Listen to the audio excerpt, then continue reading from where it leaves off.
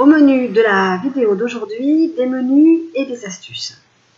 Cette vidéo est pour toutes les personnes qui mangent triste pour bien faire. Pour toutes celles qui mangent mal parce que c'est mieux.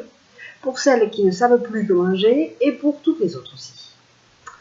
Je suis Edith, coach et profileuse alimentaire, auteur du blog La Petite Fabrique d'Edith et je mange bon, coloré, joyeux et qui me fait du bien. Hier, j'ai fait jour gras. J'ai commencé ma journée avec une tisane d'eau chaude vitaminée. Et puis, j'ai mangé 2 œufs au plat, du jambon et j'ai bu une tasse de bouillon. À midi, j'ai mangé un quart de melon bien mûr avec une chiffonnade de jambon. Et puis des haricots verts vapeur que je venais d'acheter tout frais sur le marché et du poulet au gingembre. Pour la collation de 16 h, j'ai fait un smoothie que j'ai partagé avec mon fils. C'est tout simple, je vais vous donner la recette et c'est délicieux. J'ai pris 4 pêches bien mûres, une banane, un petit peu de lait de coco, à peu près 100 ml, 3 feuilles de basilic fraîches que j'avais achetées sur le marché et une petite tranchette de gingembre, de racines de gingembre. J'ai tout passé dans le mixeur et nous avons partagé ça avec mon fils et nous nous sommes régalés.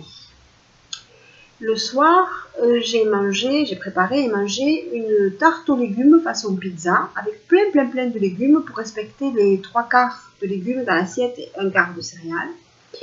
Mon astuce, c'est que quand je fais le marché, je rentre et je cuisine les légumes de façon à les avoir toujours pré-cuits pour la semaine.